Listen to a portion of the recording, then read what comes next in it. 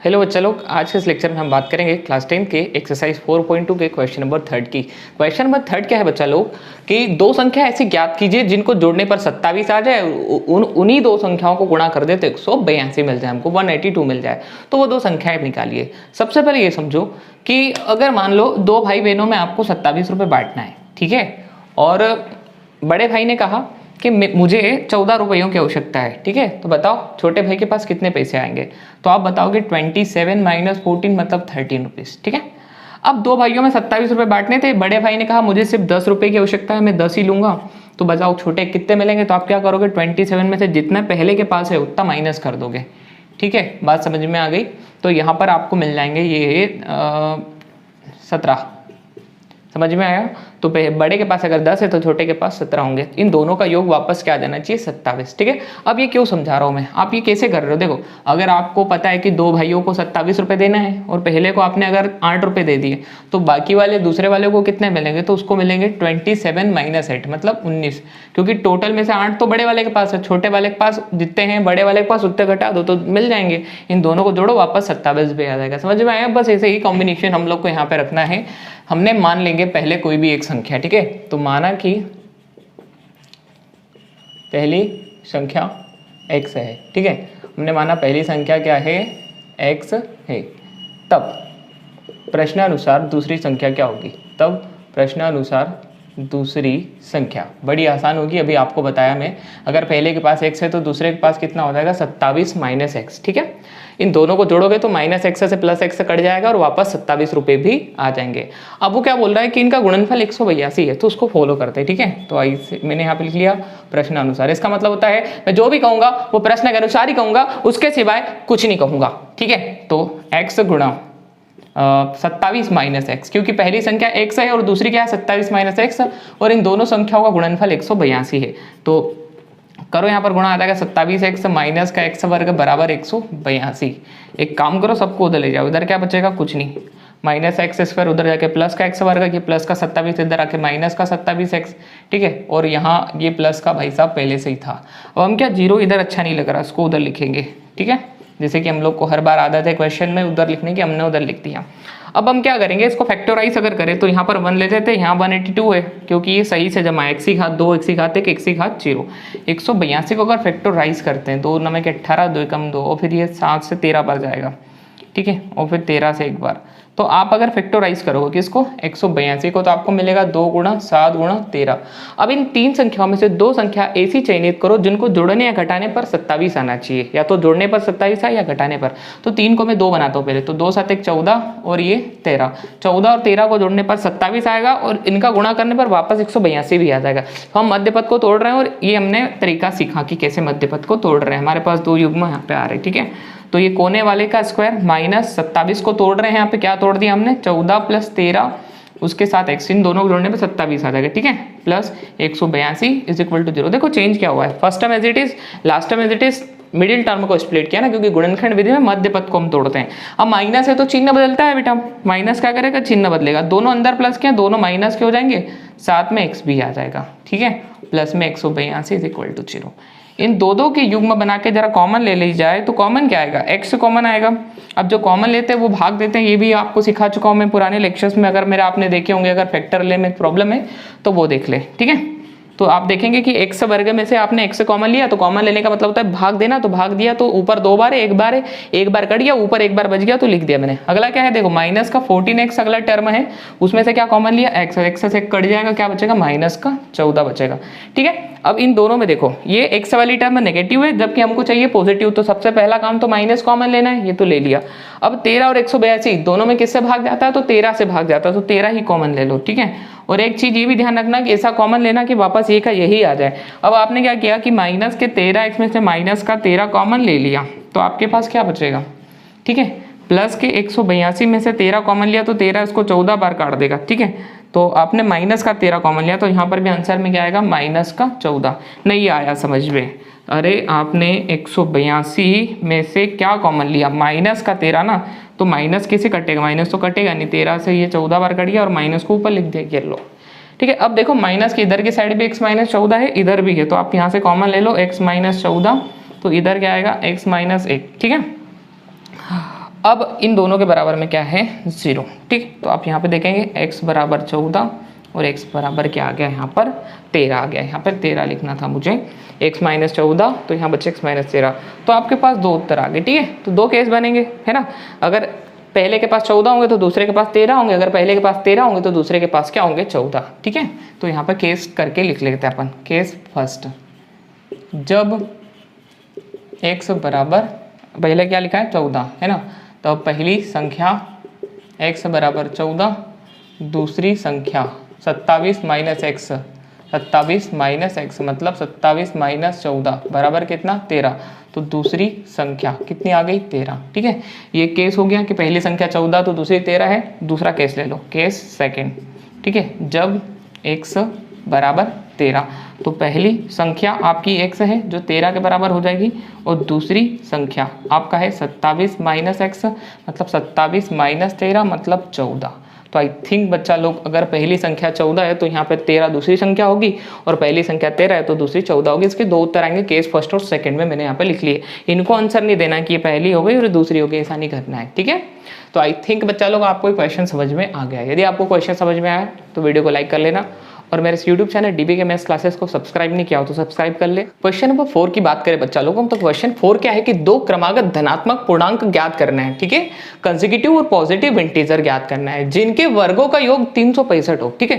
तो अब जानते हैं कि दो क्रमागत धनात्मक पूर्णांक क्या होता है। पहले मैं आपको पूर्णांक बता देता हूँ किसको कहते हैं। तो पूर्णांक को हम z से रिप्रेजेंट करते हैं, कुछ लोग i से भी रिप्रेजेंट कर देते हैं। इसके लिए हम देखते हैं कि इसमें कई सारे नंबर्स होते हैं, ठीक है। इनके बीच में जो है वो कोई संख्या नहीं होती, ये चीज क्लियर कर दूं मैं आपको। जैसे 1 2 3 4 5, 1 और 2 के बीच की संख्या नहीं आएगी, 2 और 3 के मतलब बीच वाली संख्या ही नहीं है। प्रॉपर नंबरिंग है पूरी अनंत तक, उधर पॉजिटिव इन्फिनिटी और -1 -2 इधर नेगेटिव इन्फिनिटी, इनके बीच के नंबर नहीं है। तो ये सब पूर्णांक है, ठीक है। अब क्रमागत क्या होता है, 2 के बाद क्या आ रहा है 3 आ रहा है। तो 2 और 3 में डिफरेंस देखो, अगले को मैं ऐसा लिख सकता हूँ ना 2 + 1, क्योंकि हर एक पूर्णांक, हर अगला पूर्णांक पहले पूर्णांक से एक ज्यादा होता है। जैसे कि 3 2 से 1 ज्यादा है, 2 1 से 1 ज्यादा है, 1 0 से 1 ज्यादा है, और 0 -1 से 1 ज्यादा है, ठीक है। तो इस टाइप से हम लोग यहाँ पर देखेंगे, ठीक है। अगर बच्चा लोग हम देख रहे हैं कि क्रमागत में 1 का अंतर होता है, तो पहला x आएगा तो दूसरा क्या आ जाएगा x + 1, और उसका अगला क्या आएगा x + 2। इस टाइप से क्रमागत पूर्णांक हम लोग मान सकते हैं। तो हम लोग यही करेंगे, हम यहाँ पे क्रमागत पूर्णांक बच्चा लोग मान लेते हैं, ठीक है। तो इसके सॉल्यूशन में मैं लिख रहा हूँ, माना कि 2 क्रमागत धनात्मक पूर्णांक, 2 क्रमागत धनात्मक पूर्णांक, माना कि 2 क्रमागत धनात्मक पूर्णांक x तथा x + 1 है, ले लिया आपने। अब प्रश्नानुसार देखो उसने क्या कहा कि जिनके वर्गों का योग 365 हो, ठीक है।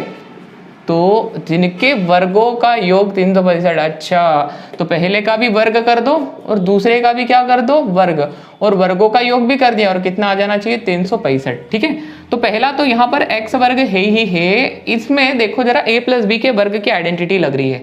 तो अगर यहाँ पर आप लोग लिखो कि चूंकि a + b का होल स्क्वायर, तो होता है a² + 2ab + b², कुछ लोग इसको ऐसे भी लिख लेते हैं a² + b² + 2ab। तो कोई प्रॉब्लम नहीं, किसी को भी आगे पीछे लिख लो, आपको जो जम रहा है।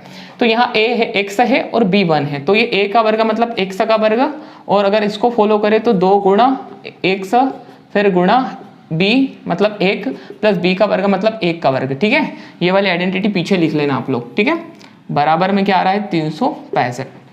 यहाँ देखेंगे 1x वर्ग हो गया 2x वर्ग, ठीक है, और ये हो गया 2x + 1 का वर्ग 1 हो गया, बराबर में कितना आया 365 आ गया, ठीक है।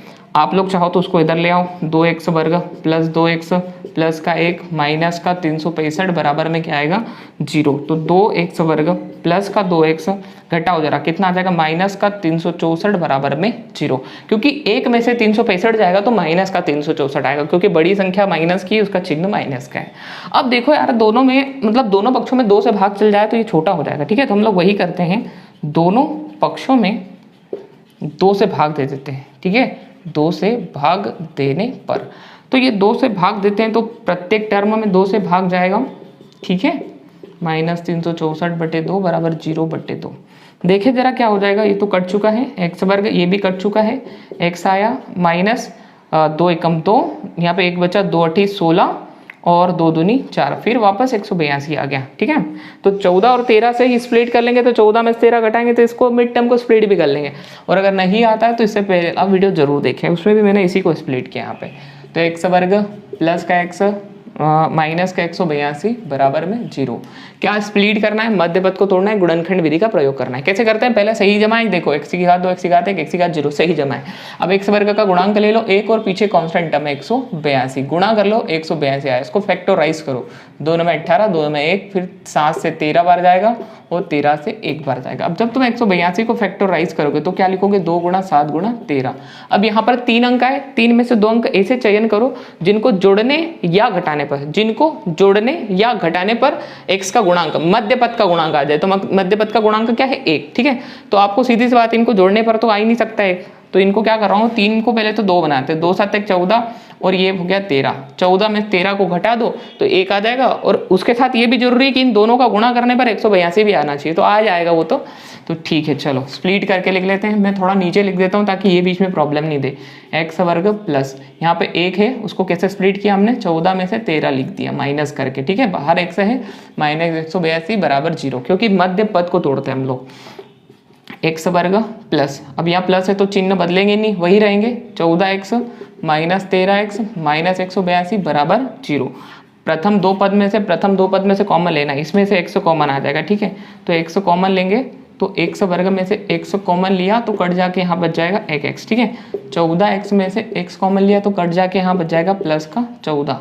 अब हम बात करें कि ये वाली टर्म पॉजिटिव है x की और यहाँ निगेटिव है, तो माइनस तो कॉमन लेना पड़ेगा।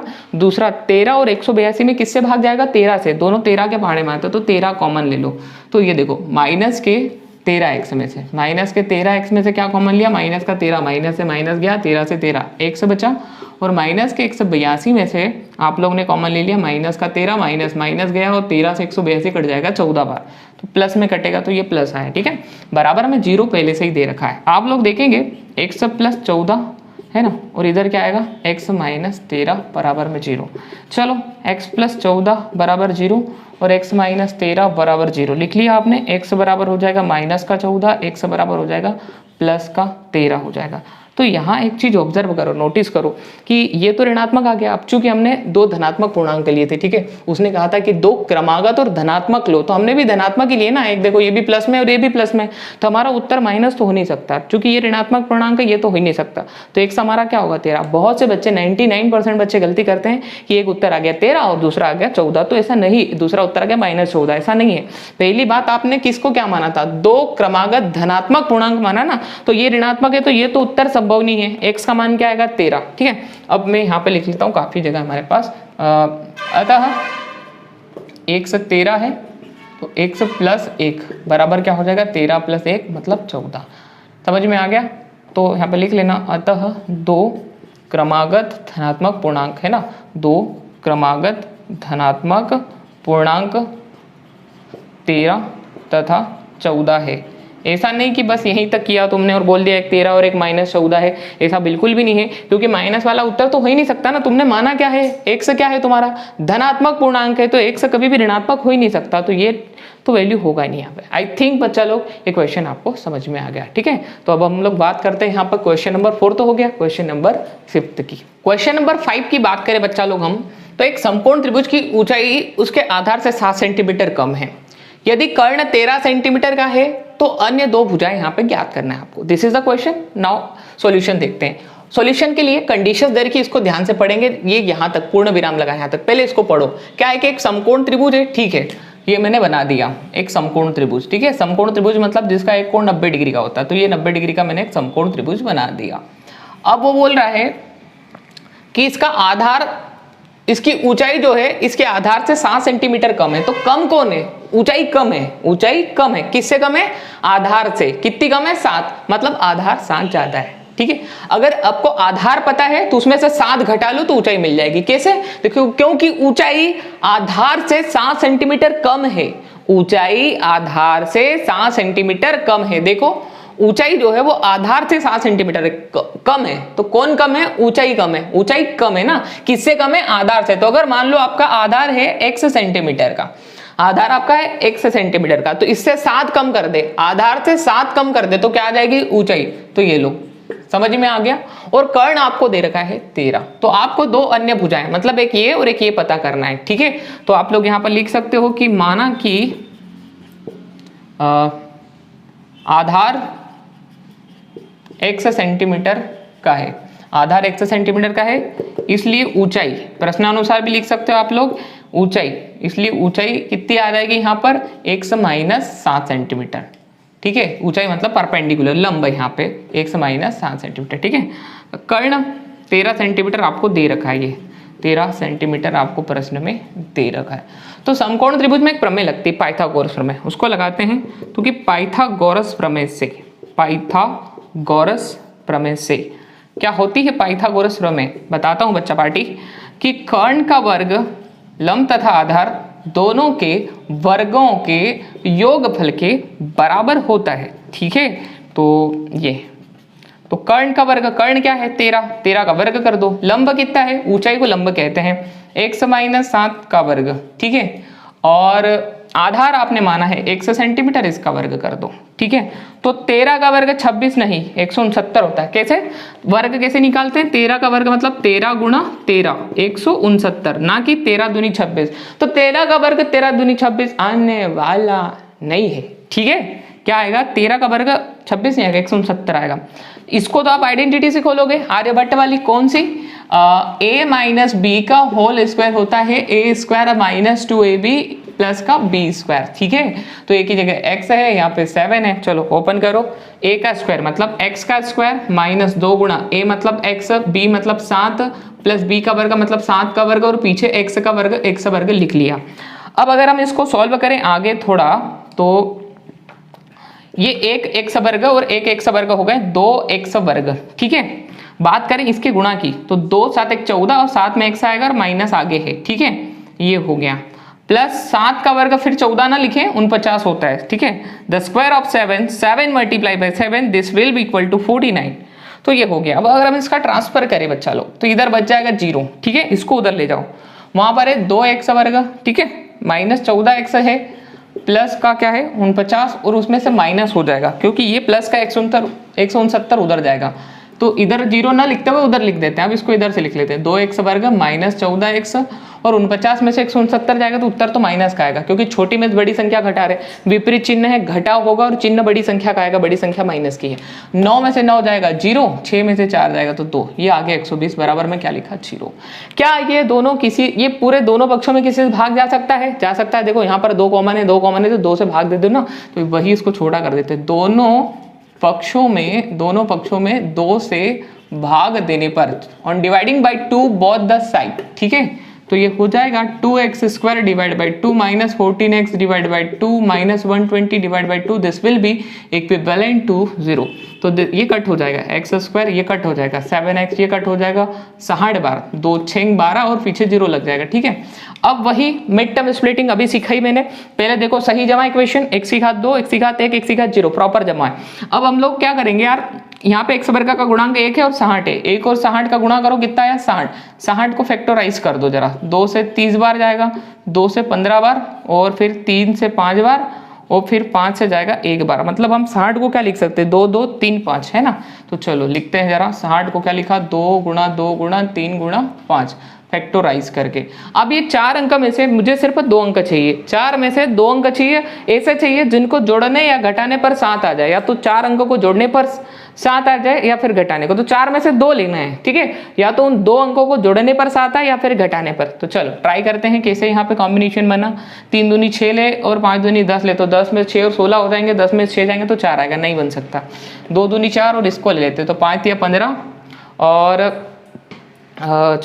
5 तिया 15 और 2 दूनी 4, तो 15 में से 4 घटाओगे तो 19 आ जाएगा, सॉरी 11 आएगा, और जोड़ दोगे तो 19 आ जाएगा, तो उससे भी 7 नहीं यहाँ पे नहीं बन रहा है, ठीक है। तो एक काम करो, तीनों इकट्ठे ले लो यहाँ पे, 2 दूनी 4, 4 तिया 12, ठीक है, तो 12 और ये 5, अब बन रहा है ना कॉम्बिनेशन, ऐसे देखना भाई, 2 2 लेके देख लिए नहीं बन रहा, पलटा के देख लिए नहीं बन रहा, 3 इकट्ठे ले लो, 2 दूनी 4, 4 तिया 12, ये 12 हो गया और ये 5। अब 2 संख्याएं आ गई ना, 2 संख्याएं ऐसी आ गई कि पहली में से दूसरी घटाओ तो 7 आ जाएगा, और इन दोनों को गुणा करने पे 60 भी आना चाहिए, वो भी आ रहा है, तो 12 और 5 ऐसे ढूंढ लेते हैं, ठीक है।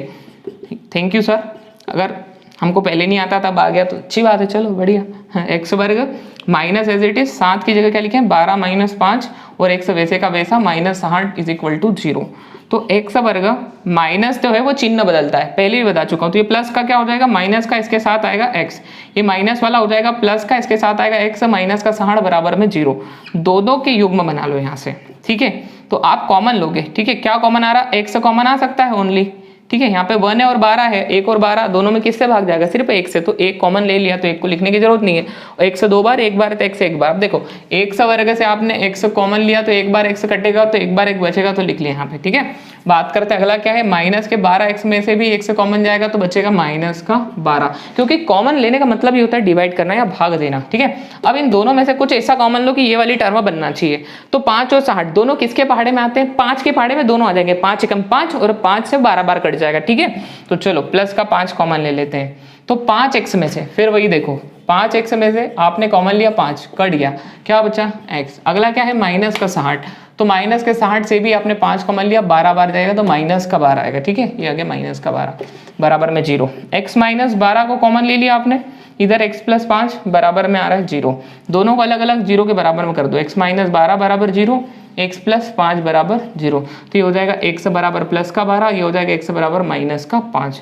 तो आई थिंक बच्चा लोग आपको 2 आंसर यहाँ पे मिल रहे हैं। पहली बात ये तो ऋणात्मक है, आपको पता है कि समकोण त्रिभुज में कोई भी भुजा जो है ऋणात्मक नहीं हो सकती, लंबाई या दूरी कभी भी ऋणात्मक नहीं हो सकती, distance can never be negative. जैसे यहाँ से किसी भी स्थान तक की दूरी मैं अगर बोल दूं तो वो ऋणात्मक थोड़ी हो सकती भैया, 2 कदम भी चलोगे तो पॉजिटिव, तो distance can never be negative, तो ये मान तो ले नहीं सकते हम। धनात्मक मान क्या लेंगे, x का मान हमारा आ गया 12, ठीक है। तो यहाँ पर जगह मैं लिख लेता हूँ, देखो आपने x ये वाला मान तो आप स्वीकार नहीं करोगे, ये वाला मान लोगे, ठीक है। तो आप लिखोगे यहाँ पे आधार, आधार क्या माना था अपना x, तो आधार आपका आ गया 12 और आपकी ऊंचाई, ठीक है। ऊंचाई क्या थी आपकी x माइनस 7 है ना, तो x माइनस 7, फिर x का मान आ गया 12, 12 माइनस 7 तो कितना आ जाएगा 5। तो देखो ऊंचाई आपकी 5 आ गई, आधार आपका आ गया 12 और कर्ण पहले से ही दे रखा था 13। और इसके लिए लिख लेना दूरी कभी भी ऋणात्मक नहीं होती, दूरी कभी भी ऋणात्मक नहीं होती, ऋणात्मक नहीं होती, इसलिए x is not equals to minus का 5। Distance can never be negative, किसी भी भुजा की लंबाई जो है ऋणात्मक नहीं हो सकती, दूरी कभी ऋणात्मक नहीं हो सकती, इसलिए हम ये वाला मान तो लेंगे नहीं। और हमारा जो मान स्वीकार करेंगे वो होगा x का मान 12। तो ये रहा हमारा x किसको माना था आपने, आधार, आधार x सेंटीमीटर था, आधार 12 आ गया। ऊंचाई क्या थी x माइनस 7, मतलब 12 में से 7 जाएंगे कितना 5, तो ये आधार 12 ऊंचाई 5 आ गई। इज दैट क्लियर बच्चा पार्टी। और कर्ण आपको पहले से ही दे रखा है, ठीक है। अन्य 2 भुजाएं पूछी थी, कर्ण ये रहा 13, आधार x आपका आ चुका है यहाँ पर 12 और ये आ गया 12 में 7 कितना आ गया 5। ठीक बच्चा लोग, आई थिंक आपको ये क्वेश्चन समझ में आ गया। तो ठीक है, अब हम लोग बात कर लेते हैं यहाँ पर very last question, question number 6 की।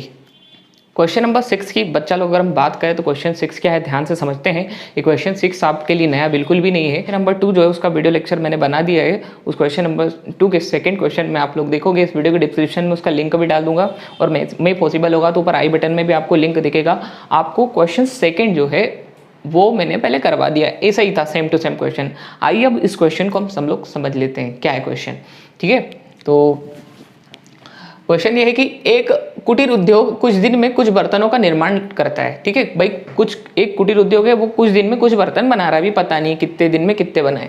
एक विशेष दिन में यह ऑब्जर्व किया गया, भाई कोई भी व्यक्ति गया वहां पर कुटीर उद्योग में और वो एक दिन गया, ठीक है, और उसने उस दिन देखा कि प्रत्येक नग की जो निर्माण लागत है, भाई एक दिन में जो बन रहा है उसके एक की कीमत जो है उस दिन के निर्माण किए गए बर्तनों की संख्या के दुगने से 3 ज्यादा थी। अगर मतलब एक दिन में अगर 30 बर्तन बने, ठीक है, तो एक बर्तन की लागत पता है क्या होगी, एक बर्तन की लागत मेरे हिसाब से समझो, पहले एग्जांपल दे रहा हूं मैं। अगर उस दिन मान लो सिर्फ 10 बर्तन बने, पूरे दिन में मान लो 10 ही बर्तन बने, तो उनकी लागत कितनी हो जाएगी, उनकी संख्या कितनी है 10, 10 का कितना कर दिया 2 गुना और उससे कितना ज्यादा है 3, तो ये एक बर्तन की लागत है। 10 बर्तन एक दिन में बने तो एक बर्तन की कीमत हो जाएगी 10 दूनी 20 और 3 23 रुपए। अगर मान लो पूरे उस दिन में 15 बर्तन बनते, ठीक है। तो 15 दूनी 30 और उससे 3 ज्यादा 33, मतलब एक बर्तन की कीमत, एक बर्तन की लागत जो है उसको बनाने में कितना खर्चा आ रहा है, तो वो उसका खर्चा आपको पता चल जाता है, वो 33 रुपए का। समझ में आ गया होगा आई थिंक आपको। तो पहले यदि आपको पता है कि एक दिन में कितने बर्तन बने तो आप उसकी लागत निकाल सकते हो, क्योंकि लागत क्या है, जितने बर्तन बने उसमें 2 का गुणा कर दो और उसमें 3 जोड़ दो, 2 का गुणा कर दो और 3 जोड़ दो। ठीक है, बात समझ में आ गई। तो देखो मैंने यहाँ पर टाइम बचाने के लिए, समझो मेरी बात को, उसने क्या कहा कि प्रत्येक नग की निर्माण लागत, ठीक है, प्रत्येक एक नग की निर्माण लागत उस दिन निर्माण किए गए बर्तनों की संख्या के दुगने से कितनी ज्यादा है, 3 थी। तो उस दिन की कुल निर्माण लागत तो उसने पहले ही दे दी कि भाई जिस दिन वो व्यक्ति ऑब्जर्व करने गया था उस दिन में जो है वो जितने भी बर्तन बने, उसके जितने बर्तन बने उनकी निर्माण लागत थी 90 रुपए। ठीक है, तो हमने तो अभी क्या माना है, हमने मान लिया कि उस दिन सिर्फ 100 बर्तन बने। कितने बने, 100। तो एक बर्तन की लागत निकल जाएगी, हमको पता है एक बर्तन की लागत की उसने फॉर्मूला दे रखा है। तो एक बर्तन की लागत क्या है कि अगर उस दिन 100 बर्तन बने तो 100 का दुगुना कर दो और उसमें 3 जोड़ दो, तो फाइनली हो जाएगा 2x + 3। ठीक है, ये लागत आ गई।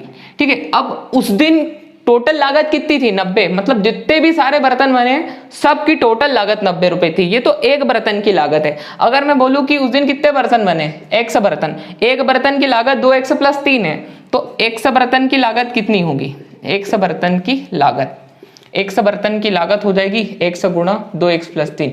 ये कैसा हो गया, जैसे कि सुनो, एक पेन को बनाने में 4 रुपए खर्च हुए, एक पेन को बनाने में 4 रुपए खर्च हुए, तो 2 पेन को बनाने में कितने खर्च होंगे, 8 रुपए, आप गुणा कर दोगे। वैसे ही देखो, एक बर्तन को बनाने में लागत आई 2x + 3, तो 100 बर्तन को बनाने में कितनी आएगी, तो 2x + 3 में 100 का हमने गुणा कर दिया, तो ये तो 100 बर्तन की लागत होगी। ठीक है, अब 100 बर्तन कब बने थे, उस दिन निर्माण किए गए बर्तनों की संख्या 100 है, तो उस दिन तो कुल निर्माण लागत 90 थी। इसका मतलब प्रश्नानुसार हम लोग देखेंगे कि उस दिन 100 बर्तन बने थे ना, तो 100 बर्तन में ये बर्तनों की संख्या है और एक बर्तन की लागत इतनी है, तो 100 बर्तन की लागत ये हो जाएगी, कितनी हो जाएगी, ये जैसे कि यहाँ पर आप लोग देख पा रहे हो, तो पूरा इसी को कॉपी कर रहा हूं मैं।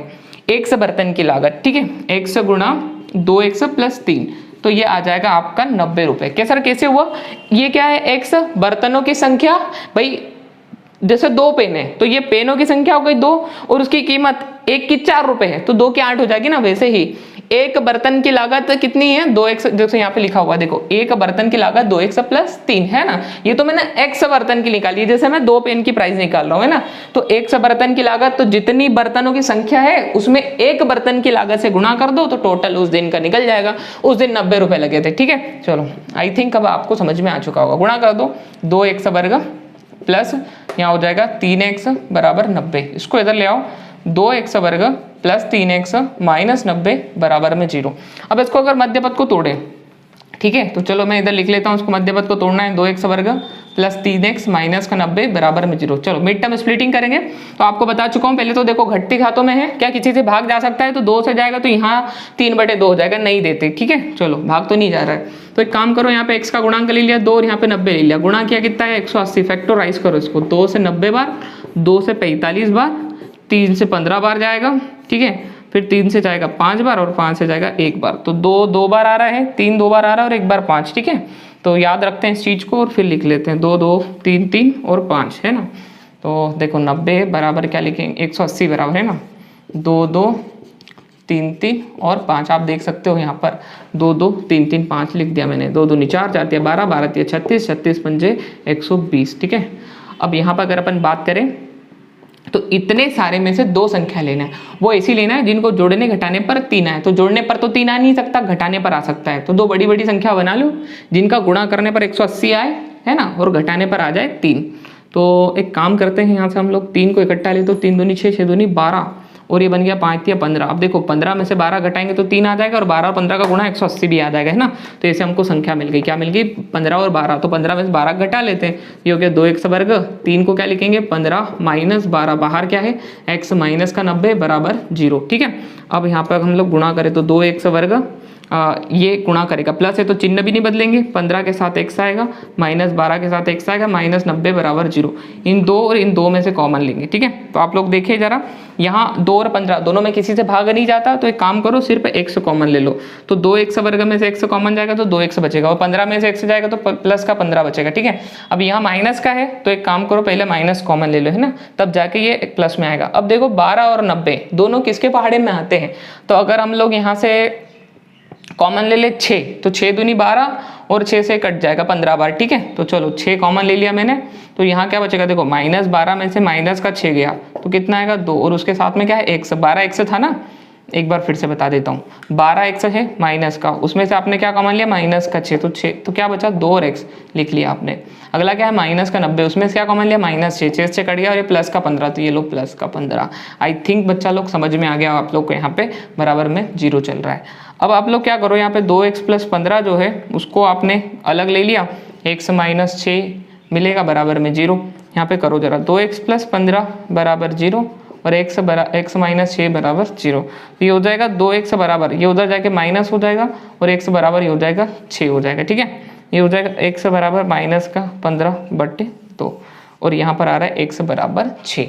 तो बच्चा लोग क्या माना था तुमने, बर्तनों की संख्या कभी ऐसी तो हो नहीं सकती कि माइनस में तो हो ही नहीं सकती है, एक भी बर्तन बना तो पॉजिटिव होगा, तो ये तो ले नहीं सकते, क्योंकि number can never be negative, ठीक है। अगर कोई भी चीज को बना रहे तो x बराबर 6, ठीक है, तो x बराबर 6 ये चीज हम ले सकते हैं। तो हम अगर बोल सकते हैं कि उस दिन में बनाए गए बर्तनों की संख्या कितनी थी, 6 थी। क्यों, क्योंकि एक बर्तन की लागत निकालते, देखो एक बर्तन की लागत कैसे आएगी, ये निकाल ली हमने, 6 दूनी 12 और 12 और 3 कितना हो जाएगा 15, ठीक है। अब समझो इस बात को, एक बर्तन की लागत 15, तो उस दिन 6 बर्तन बने, तो 15 × 6 90। आ गया समझ में पूरा डेटा। एक बार कंक्लूजन दे दूं मैं आपको, फिर से क्वेश्चन को पढ़ लो जरा, कि एक कुटीर उद्योग में कुछ दिन में कुछ बर्तन बने। अब वो बोल रहा है कि यह देखा गया कि प्रत्येक नग की निर्माण लागत, भाई एक दिन में भले कितने भी बर्तन बन रहे हो, एक बर्तन की लागत कितनी आ रही है, उस दिन जितने भी बर्तन बनेंगे ना उनकी संख्या में 2 से गुणा करके 3 ज्यादा जोड़ दो, ठीक है। तो एक बर्तन की लागत मैंने लिखा है, एक बर्तन की लागत कितना लिखा, 2 × x + 3 क्यों लिखा, क्योंकि हमको ये नहीं पता था ना कि उस दिन में कितने बर्तन बने, तो हमने पहले वही मान लिया कि उस दिन में 100 बर्तन बने, ठीक है। 100 बर्तन बने तो उनकी लागत एक बर्तन की क्या होगी, उसमें 2 का गुणा कर दो, 3 जोड़ दो, ये हो गई लागत। अब ये तो एक बर्तन की लागत है, उस दिन कितने बर्तन बने, 100 बर्तन, तो 100 बर्तन की लागत क्या होगी, 100 में गुणा कर दो 2x + 3 का, ये एक बर्तन की लागत और उसमें 100 से गुणा कर दिया, तो 100 बर्तन की लागत हो गई। और ये टोटल आपको दे रखी कि एक दिन 90 रुपए लागत थी, तो यही मैंने यहाँ पे लिखा 100 × 2x + 3, ये पूरी कितनी थी 90। इसको सॉल्व किया तो हमको पता चल गया कि यहाँ पर x का मान 6 आ गया, ठीक है बच्चा लोग। तो आप लोग लिख लेना कि अतः उस दिन निर्माण किए गए बर्तनों की संख्या 100 है और प्रत्येक नग की लागत ज्ञात कीजिए, ठीक है। तो ये तो आप लोग लिख लोगे पूरा कि माना कि उस दिन निर्माण किए गए बर्तनों की संख्या 6 थी, तथा क्या बोला, प्रत्येक नग की निर्माण लागत, ठीक है। तो एक बर्तन की लागत है ना, एक बर्तन की लागत, अगर आप लोग यहाँ पे एक बर्तन की लागत निकालोगे तो कितनी आएगी, 2 × 6 + 3, मतलब 2 × 6 12 + 3 तो 15। यहाँ पे एक बर्तन की निर्माण की लागत आ चुकी है 15 रुपए। तो आई थिंक बच्चा लोग आपको ये क्वेश्चन समझ में आ गया। यदि आपको क्वेश्चन समझ में आ गया तो इस वीडियो को लाइक कर दो, और यदि अभी तक मेरे यूट्यूब चैनल DB की मैथ्स क्लासेस सब्सक्राइब नहीं किया, सब्सक्राइब कर ले और अपने फ्रेंड्स को भी शेयर कर दे, ताकि इतने बढ़िया एक्सप्लेनेशन आपके फ्रेंड्स और आपको मिलते रहे। पढ़ते रहिए। All the very